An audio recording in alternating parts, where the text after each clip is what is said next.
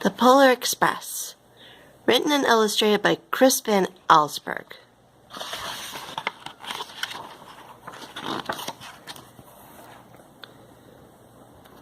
On Christmas Eve, many years ago, I lay quietly in my bed. I did not rustle the sheets. I breathed slowly and silently. I was listening for a sound a friend had told me I'd never hear, the ringing of bells of Santa's sleigh. "There is no Santa," my friend had insisted, but I knew he was wrong. Late that night, I did hear sounds, though not of ringing bells. From outside came the sounds of hissing steam and squeaking metal. I looked through my window and saw a train standing perfectly still in front of my house. It was wrapped in an apron of steam. Snowflakes fell lightly around it. A conductor stood at the open door of one of the cars. He took a large pocket watch from his vest and then looked up at my window. I put on my slippers and robe.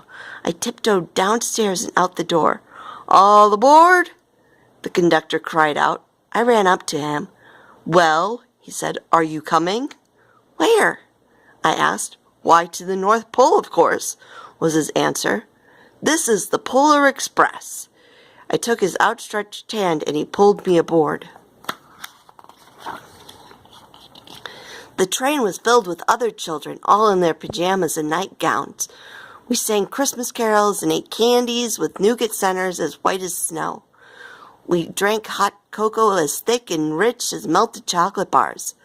Outside, the lights of towns and villages flickered in the distance as the Polar Express raced northward. Soon there were no more lights to be seen.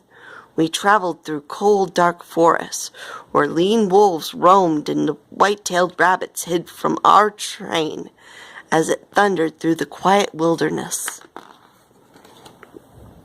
We climbed mountains so high it seemed as if we would scrape the moon, but the Polar Express never slowed down. Faster and faster we ran along, rolling over peaks and through valleys like a car on a roller coaster. The mountains turned into hills, the hills to snow-covered plains. We crossed a barren desert of ice, the great polar ice cap. Lights appeared in the distance. They looked like the lights of a strange ocean liner sailing on a frozen sea. "There," said the conductor, "is the North Pole." The North Pole. It was a huge city standing alone at the top of the world, filled with factories where every Christmas toy was made. At first we saw no elves. "They are gathering at the center of the city," the conductor told us. "That is where Santa will give the first gift of Christmas." "Who receives the first gift?" we all asked. The conductor answered, "He will choose one of you." "Look!" shouted one of the children. "The elves!"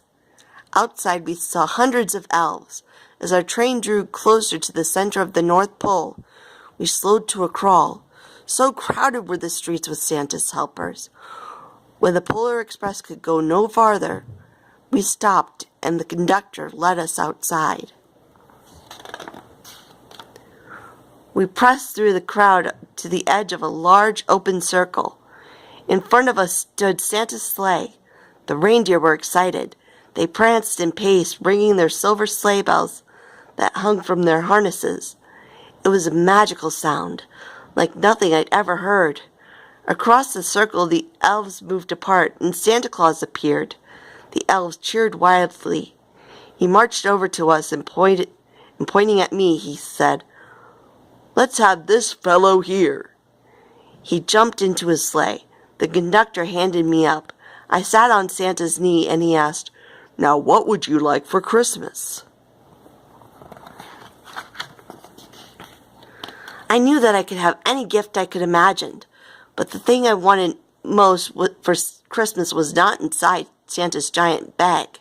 What I wanted more than anything was one silver bell from Santa's sleigh. When I asked, Santa smiled.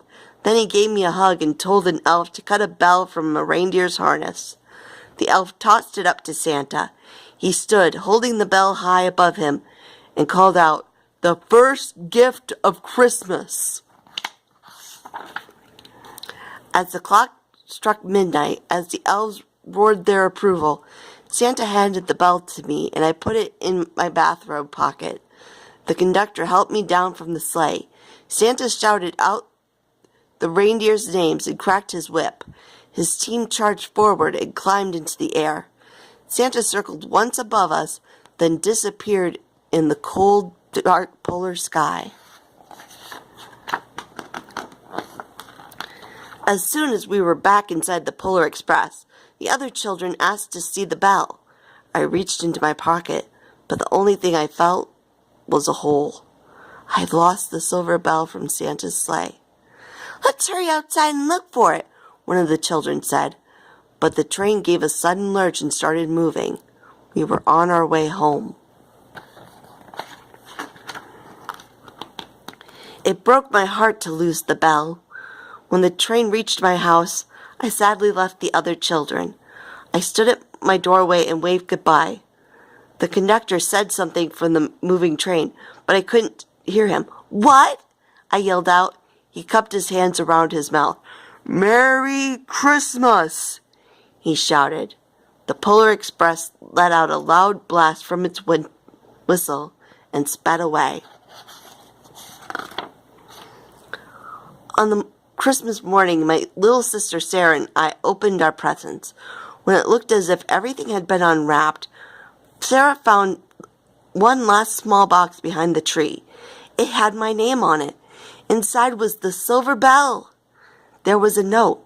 "Found this on the seat of my sleigh. Fix that hole in your pocket." Signed, Mr. C. I shook the bell. It made the most beautiful sound my sister and I had ever heard. But my mother said, "Oh, that's too bad." "Yes," said my father, "it's broken." When I'd shaken the bell, my parents had not heard a sound.